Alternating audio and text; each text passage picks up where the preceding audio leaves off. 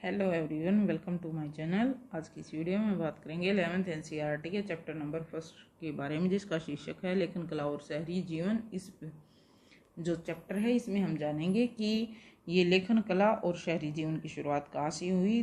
तो इस चैप्टर से रिलेटेड एक वीडियो में पहले डाल चुकी हूँ। उस वीडियो में हम डिस्कस कर चुके हैं कि ये जो चैप्टर है वो मेसोपोटामिया की सभ्यता के बारे में, और जो साक्ष्य मिले हैं उनके अनुसार लेखन कला और शहरी जीवन की शुरुआत वहीं से मानी जाती है। मेसोपोटामिया नाम क्यों रखा गया, मीन्स किस कारण मेसो और पोटामिया को जो है इसके बारे में हम डिस्कस कर चुके हैं।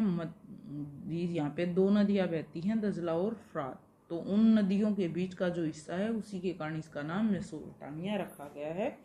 तो इससे पहले वाली वीडियो में हम डिस्कस कर चुके हैं कि वहाँ पे शहरी जीवन कैसे लोगों ने धीरे धीरे विकास किया और मंदिरों के आसपास बसने लगे, और ये मंदिर पहले छोटे कस्बे थे, फिर कस्बे से शहर बनते चले गए। तो इस तरह से शहरीकरण किया उन्होंने। और शहरीकरण की आवश्यकता क्यों हुई, जैसे कि गांव के जो लोग हैं वो शहरों में अपनी वस्तुओं या सामान को बेचने के लिए, इसी तरह से शहरी लोग भी पूरी तरह से आत्मनिर्भर नहीं थे, वो भी गांव वालों पे निर्भर थे। तो इस तरह से श्रम विभाजन के कारण भी मानो शहरीकरण हुआ होगा। तो इसी सिलसिले में जैसे शहरीकरण के महत्व के बारे में भी हम डिस्कस कर चुके हैं, आज की इस वीडियो में हम लेखन कला के बारे में जानेंगे। तो स्टार्ट करते हैं। लेखन कला का विकास, ये जो विकास है ये कैसे हुआ, कैसे लोगों ने लिखना सीखा।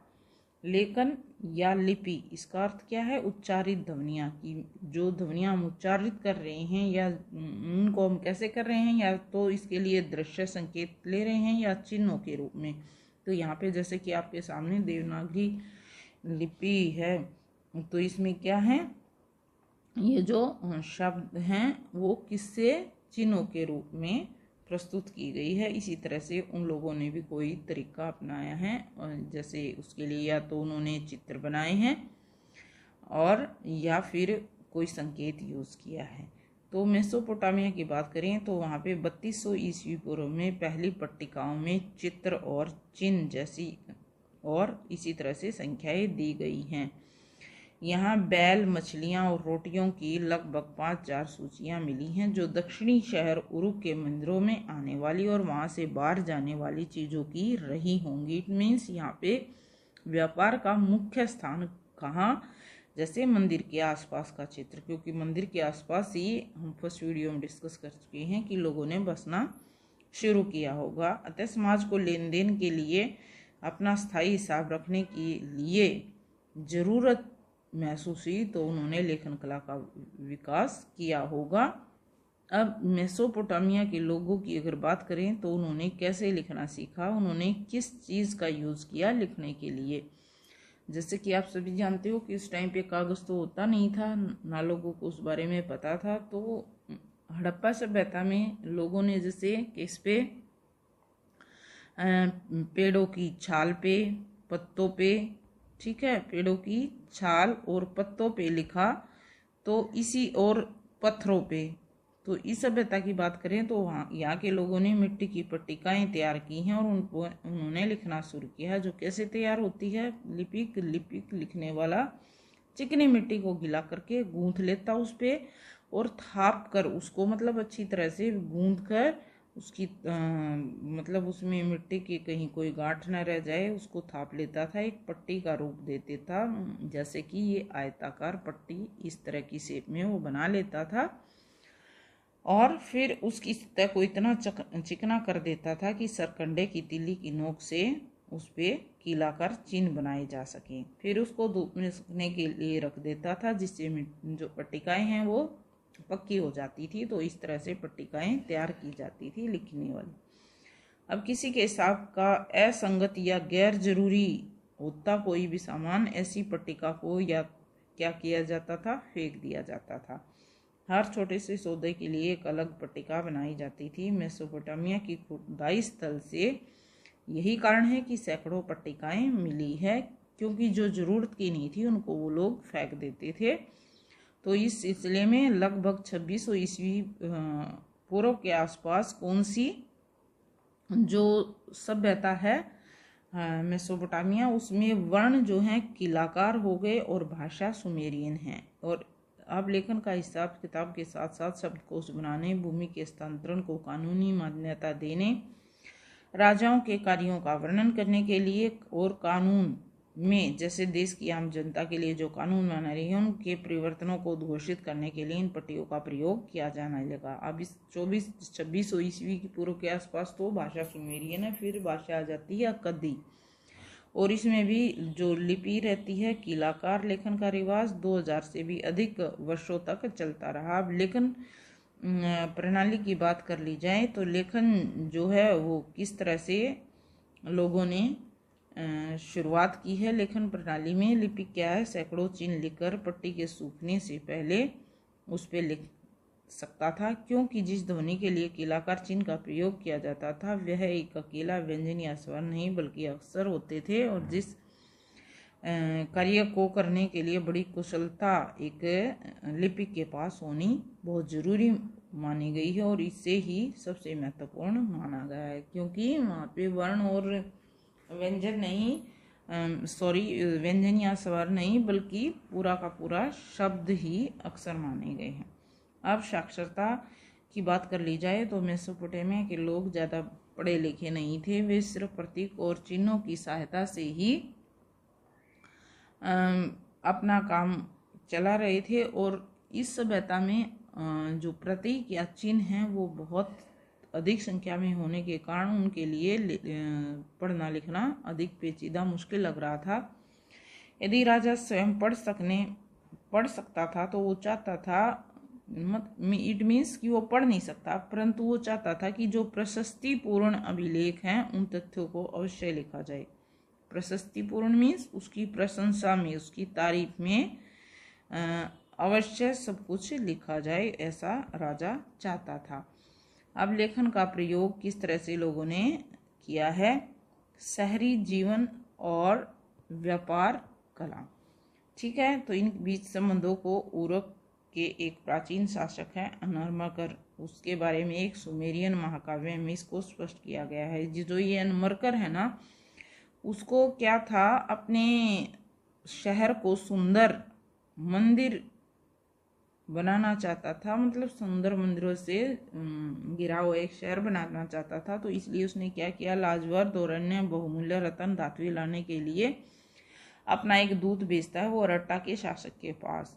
ये जो दूत है वो शासक को अपनी बात अच्छी तरह से नहीं समझा पाया, तो उसने अनमरकर के हाथ से चिकनी मिट्टी की पट्टिका बनाकर उस पर कुछ लिख दिया, और इस कारण से माना जाता है कि सर्वप्रथम राजा ने ही व्यापार और अपने लेखन की व्यवस्था की थी। तो यहाँ से ये प्रथा लिखने की शुरू हुई थी। अब दक्षिणी मेसोपोटामिया की बात कर ली जाए तो उसका शहरीकरण और मंदिर और राजा की स्थिति किस तरह की रही होगी। 5000 ईस्वी पूर्व में दक्षिणी मेसोपोटामिया में बस्तियों का विकास होने लगा था, कुछ प्राचीन शहर बन गए, मंदिर के चारों ओर तथा व्यापार केंद्रों के रूप में भी विकसित हुए। बाकी शाही शहर थे, जैसे मंदिर के चारों और जो भी शहर बसे हैं वो किसके, व्यापार केंद्रों के रूप में। बाकी को क्या कहा गया, शाही शहर, जहाँ पे राजा और उसका जो दरबारीगण है या मुख्य मंत्री रहते थे। बाहर से आकर बसने वाले लोगों ने अपने गांव में मंदिरों को बनाना या उनका पुनर्निर्माण करना शुरू कर दिया। पहला ज्ञात मंदिर क्या था, एक छोटा सा देवालय था जो कच्ची ईंटों से बना हुआ था। यह उर देवता, और किसको देवता, चंद्र देवता को, और इन्नाना प्रेम और युद्ध की देवी का निवास स्थान बताया गया है। पहला देवता कौन सा है, उनका और चंद्रदेव को, और इन्नाना प्रेम की देवी का निवास स्थान था। ये जो मंदिर हैं, जैसे कि पहले की बात करें तो कच्ची ईंटों से बना हुआ था। बाकी जो मंदिर हैं जो मिले हैं वो ईंटों से बनाए जाते थे, जो समय के साथ बड़े होते गए। और मंदिरों की ये विशेषता कि बाहरी दीवारों पर कुछ खास अंतरालों के बीच में क्या लिखा होता था, बाहर की ओर मुड़ी हुई थी, और लोग देवी देवता के लिए अन्न दही मछली लाते थे, क्योंकि उन्हें खेतों, मत्स्य क्षेत्रों, स्थानीय लोगों के पशुधन का स्वामी माना गया था।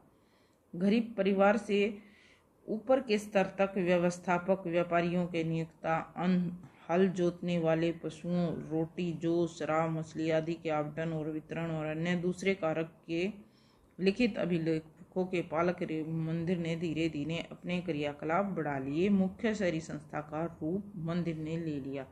मीन्स मैंने यहाँ पे जैसे कि हल जोतने वाले, पशु, रोटी, जौ, शराब, इन सब के लिए आवंटन और वितरण और दूसरे जो भी कारक हैं उनका लिखित अभिलेखों का जो पालक है वो कौन था? मंदिर था। तो इसने धीरे धीरे क्या किया? अपने कार्यकलाप बढ़ाए और जिससे ये क्या बन गया? मुख्य शहरी संस्था का रूप इसने ले लिया। अब ये था मंदिरों से शहरीकरण।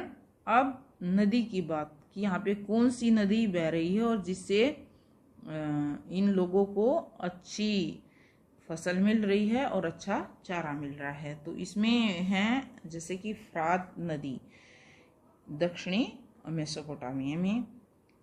ये प्राकृतिक धाराओं में किसी वर्ष ज़्यादा पानी आने से क्या होता था? फसलें डूब जाती थी। तो कभी पानी कम होता था और या नदी रास्ता बदल लेती थी तो खेत सूख जाता था। कई बार में समस्याएं भी पैदा हुई, जैसे धाराओं के ऊपरी इलाकों के लोगों द्वारा राज्य ज़्यादा पानी अपने खेतों में ले जाने वाले लगे और जिससे नीचे बसे के जो गांव हैं उनको पानी नहीं मिल पाता था। इसलिए देहातों में जमीन पर पानी के लिए बार बार झगड़े होते रहते थे। तो इन झगड़ों का भी समाधान हुआ नहीं।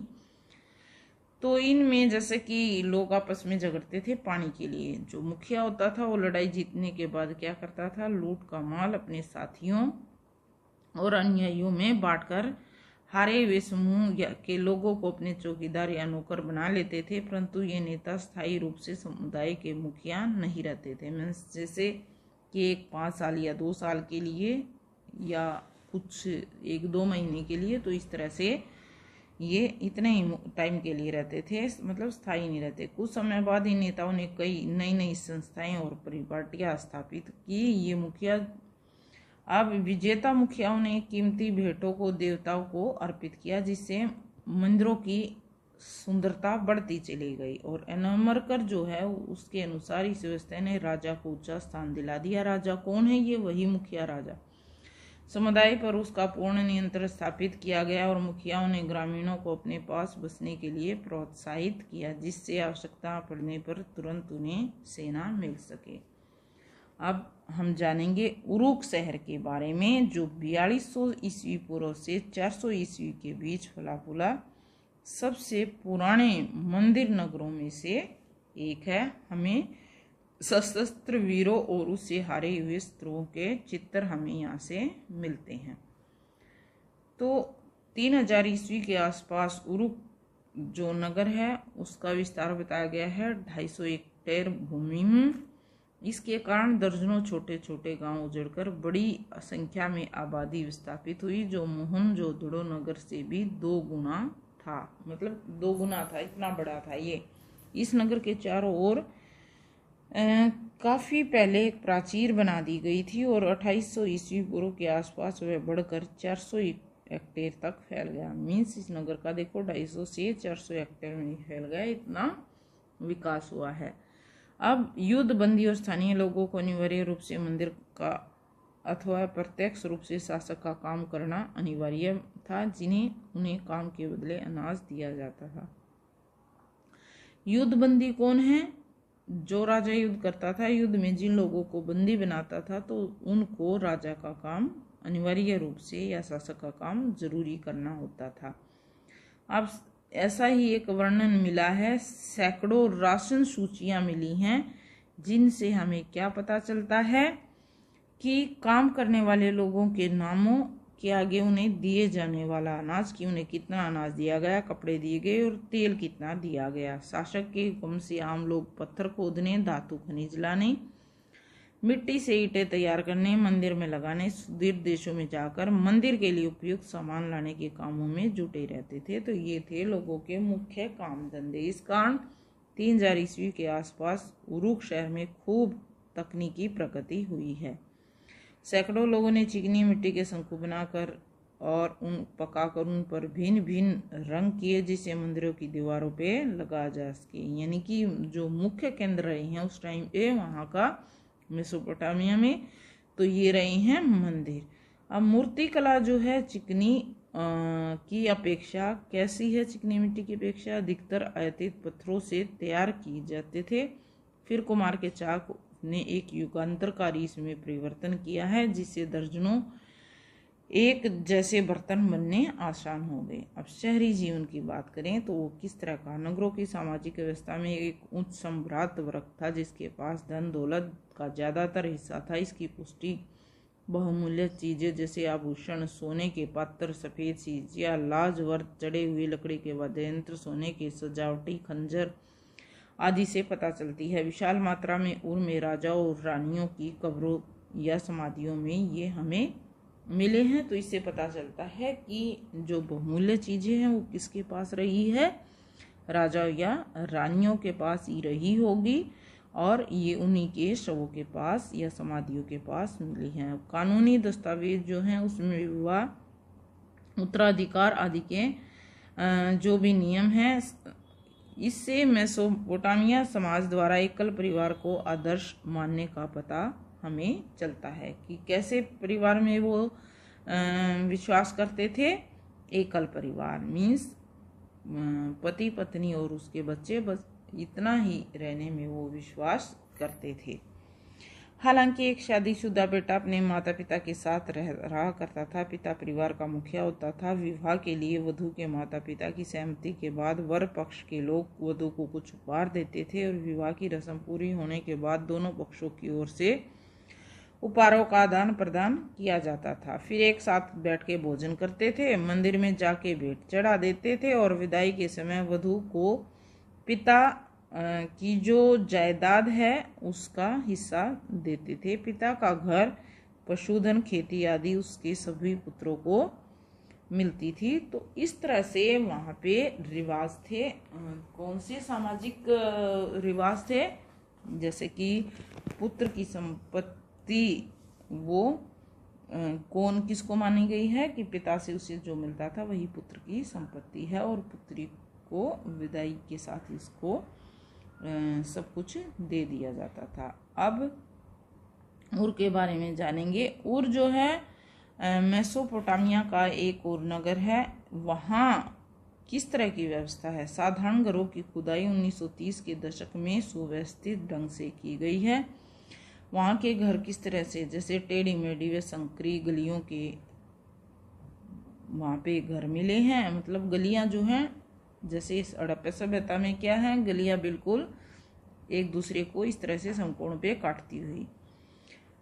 और इससे हमें ये भी पता चलता है यहाँ उर के बारे में कि अनाज और बोरो और ईंधन के गट्ठे जो हैं गधे पे लाद कर ही घर तक, क्योंकि जो गलियां हैं वहाँ पे संकरी थी, तंग थी, तो तंग गलियों में बड़े वाहन नहीं जा सकते थे, सिर्फ गधे ही जा सकते थे। नगर नियोजन की पत्ती बात कर ली जाए तो वहाँ इस पद्धति का अभाव था, क्योंकि पतली व घुमावदार गलियों में घरों के भूखंडों का एक जैसा आकार था ही नहीं। जल निकासी की नालियाँ और मिट्टी की नलिकाएं घरों के भीतरी आंगन पे ही पाई गई है। मीन्स वहाँ पे नगर नियोजन अच्छी तरह से नहीं है। इससे समझ आया कि घरों की छतों का ढलान भी भीतर की ओर ही होता था, और वर्षा का पानी निकास नलियों के माध्यम से भीतरी आंगन में बने हौजों में जाता था। मीन्स जो पानी है वो अंदर ही घर के आंगन में ही हौज बना रखे थे, तो वहीं उनको वो स्टोर करते थे। और जिसके कारण क्या होता था, वो ऐसा इसलिए क्यों करते थे, क्योंकि कहीं बार गली में ज़्यादा पानी ना हो जाए और उनका निकलना, क्योंकि गलियों की बात करें तो वो कच्ची ही थी, तो इसलिए क्या था कि जो लोग हैं बाहर के कीचड़ से बचने के लिए जो मकान का पानी है वो मकान के अंदर ही हौजों में स्टोर करते थे। और लोग अपने घरों का कूड़ा बाहर कर गलियों में डाल देते थे, जिससे बाहर कूड़े के ढेर से गलियां जो है उनकी सतह ऊंची उड़ जाती थी। फिर कुछ समय बाद घर की दहलीज को ऊंचा उठाना पड़ता था, क्योंकि कमरों के अंदर रोशनी खिड़कियों से नहीं आंगन में खुले दरवाजे से ही आती थी। अब जैसे कि आंगन नीचा हो गया, बाहर गलियां, क्योंकि लोग जो घर का जो कूड़ा है वो गलियों में डाल रहे हैं। तो शकुन अपशकुन की संबंधी बातें भी पट्टिकाओं पे लिखी हुई मिली हैं, जैसे कि घर की देली अगर ऊंची उठी हो तो धन दौलत लाती है, सामने का दरवाजा अगर दूसरे के घर की ओर न खुले तो सौभाग्य प्रदान करता है, लेकिन अगर घर का लकड़ी का मुख्य दरवाजा बाहर की ओर खुले तो पत्नी अपने पति के लिए यंत्रणा यानी कि पीड़ा का कारण बनेगी, बाहर की ओर खुलने का। अब इसी तरह से उरनगर के जो निवासी हैं वो किस तरह कब्रिस्तान में शासकों को बारे में उनका क्या राय रही है। तो साधारण जो शासक हैं और साधारण लोग हैं उनकी समाधियां पाई गई हैं, लेकिन कुछ लोगों की कब्रों के जो है साधारण घरों के फर्शों के नीचे भी मिली है। पशु चारक क्षेत्र में एक व्यापारिक नगर। तो ये था उर के बारे में। पशु चारक, जैसे कि हम पहली वीडियो में डिस्कस कर चुके हैं कि ये जो क्षेत्र है पशु चारण के लिए बहुत अधिक महत्वपूर्ण रहा है। क्योंकि वहाँ पे 2 नदियाँ हैं और तीसरा वर्षा सिंचित क्षेत्र, तो वहाँ पे कृषि या पशुपालन ज़्यादा है, स्टेपी घास के मैदान होने के कारण। अब 2000 ईस्वी पूर्व के बाद मारी शहर की राजधानी है, तो ये राजधानी के रूप में खूब फलता फूलता है।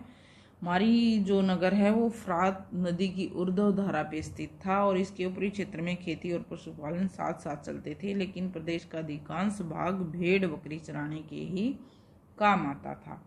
जैसे कि स्टेपी घास के मैदान हैं, तो पशुचारक अपने पशुओं और उनके पनीर, चमड़ा और मांस के बदले अनाज, धातु, औजार के बर्तन प्राप्त करते थे। फिर किसानों और गडरियों के बीच भी कई बार झगड़े हो जाते थे, जैसे कि अभी हमने पहले डिस्कस किया है कि पानी के लिए झगड़ा, तो इसी तरह से किसान और गडरियों के बीच में भी झगड़ा हो जाता था, क्योंकि किसान क्या है वो गडरियों को अनाज देते थे और गडरियाँ उनके पशुओं से मिलने वाले जो भी पदार्थ हैं जैसे कि दूध, चमड़ा, मांस वो उनको देते थे। गडरियों द्वारा भेड़ बकरियों को पानी पिलाने के लिए बोए हुए खेतों में से वो अपनी इन पशुओं को ले जाते थे, जिससे क्या होता था, किसान की फसल खराब हो जाती थी और वो बहुत ज़्यादा इससे नाराज हो जाता था, इसलिए दोनों में झगड़ा होता था। किसानों के गांव पे हमला करके उन्हें इकट्ठा किया हुआ माल लूट ले जाते थे। बस्तियों में रहने वाले लोगों पर पशुचारकों का नदी नहर रुक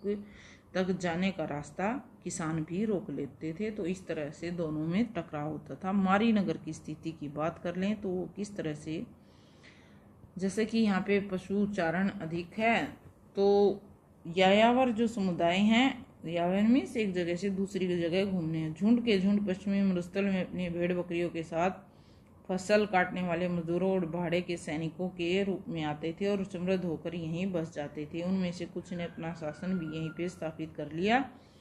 ये खानाबदोश लोग अगदी, एमोराइट, असीरियाई और आर्मेनियन जाति के थे। मारी के जो राजा हैं वो भी एमोराइट समुदाय के हैं और उनकी पोशाक यहाँ के मूल निवासियों से भिन्न होती थी और उन्होंने मेसोपोटामिया के देवी देवताओं के आदर की जगह स्टेपी क्षेत्र के देवता है डैगन, तो उसके लिए मारी में एक मंदिर भी बनवाया था।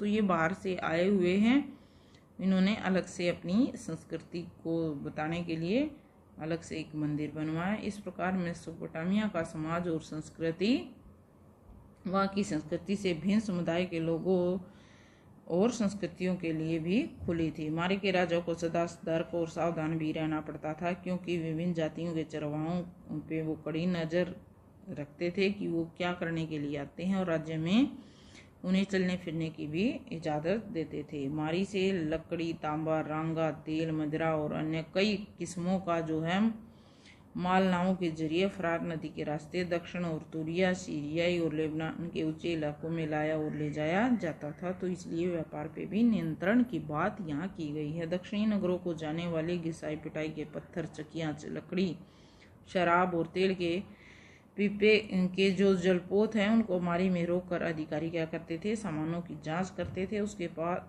10% प्रभार लिया जाता था।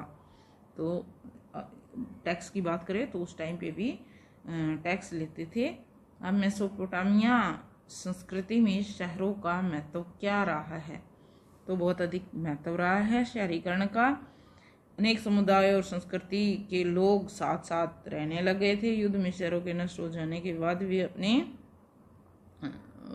व्यापार के जरिए उन्हें याद करते थे। लोगों के अपने नगरों पर गर्व का पता हमें किस महाकाव्य से, गिलगेमिस से मिलता है। और ये काव्य जो है 12 पट्टिकाओं पे लिखा गया है। गिलगेमिस एनर्मर करके कुछ समय बाद उरुक नगर पे शासन करने वाला रहा है। वह एक महान योद्धा था जिसने दूर दूर तक अपने प्रदेशों को अधीन कर लिया था। अब लेखन कला की देन, तो लेखन कला की विश्व को क्या देन है?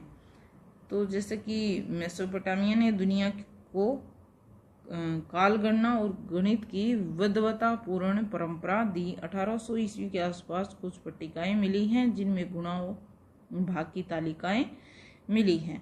वर्ग और वर्गमूल, चक्रवर्ती ब्याज की सारणियां भी यहाँ दी गई हैं। मीन्स उस टाइम पे भी वर्ग और वर्गमूल चक्रवर्ती ब्याज लोगों का आता था। मेसोपोटामिया का समय विभाजन सिकंदर के उत्तराधिकारियों ने अपनाया। वहां से रोम, पहले किसने अपनाया है समय का विभाजन? सिकंदर के जो उत्तराधिकारी रहे हैं। फिर वहां से रोम और फिर इस्लाम दुनिया और फिर मध्य युगीन यूरोप में पहुंचा। लेखन कला विद्यालय जहां विद्यार्थीगण पुरानी लिखित पट्टिकाओं को पढ़कर उनकी नकल करते थे और पूर्वजों की बौद्धिक उपलब्धियों को आगे बढ़ाने वाले छात्रों के कारण मेसोपोटामिया की उपलब्धि के बारे में हमें पता चलता है। अगर लिखा नहीं होता तो हमें जिस सभ्यता के बारे में कुछ भी पता नहीं चल पाता। तो इसलिए जो लेखन कला है उसने क्या क्या दिया, जैसे अभी हमने बात की कि गुणा भाग, चक्रवर्ती ब्याज, वर्गमूल, इस तरह से। तो इस चैप्टर में जो पॉइंट थे वो हम डिस्कस कर चुके हैं। अब इसका रिवीजन कर लेते हैं कि काल रेखा के समय में क्या घटनाएं घटी हैं। तो जैसे कि सबसे पहले फर्स्ट वीडियो में हम जान लिया था कि 6000 ईस्वी पूर्व में क्या हुआ है।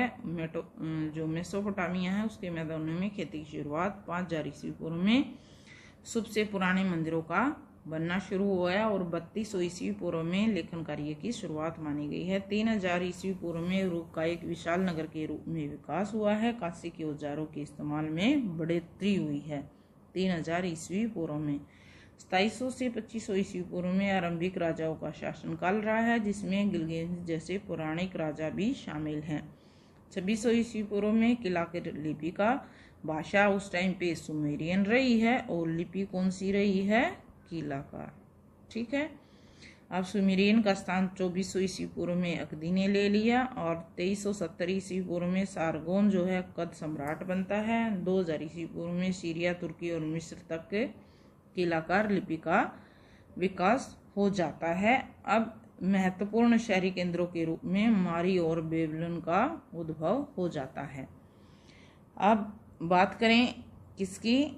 1800 ईस्वी पूर्व की। तो यहाँ पे गणितीय मूल पाठों की रचना, सुमेरियन बोलचाल की भाषा नहीं रह पाती और 1100 ईस्वी पूर्व के पास सीरियाई राज्य की स्थापना हो जाती है। 1000 ईस्वी पूर्व में लोहे का प्रयोग शुरू हो जाता है। 720 से 610 ईस्वी पूर्व में असीरियाई साम्राज्य की स्थापना और 668 से 627 ईस्वी पूर्व में अशुरबनीपाल का शासन। 331 ईस्वी पूर्व में सिकंदर ने बेबीलोन को जीत लिया। इनका शहर था एक बेबीलोनिया जिसको बाद में नाम दिया गया। लगभग पहली सदी ईस्वी में अकती भाषा और किलाकार लिपि प्रयोग में रही है पहली सदी ईस्वी तक और 1850 ईस्वी में किलाकार लिपि के अक्षरों को पहचाना व पढ़ा गया। पहली बार इसको कब पढ़ा गया इस भाषा की लिपि को? 1850 ईस्वी में। तो इस वीडियो में ये चैप्टर जो है वो कंप्लीट हो जाता है।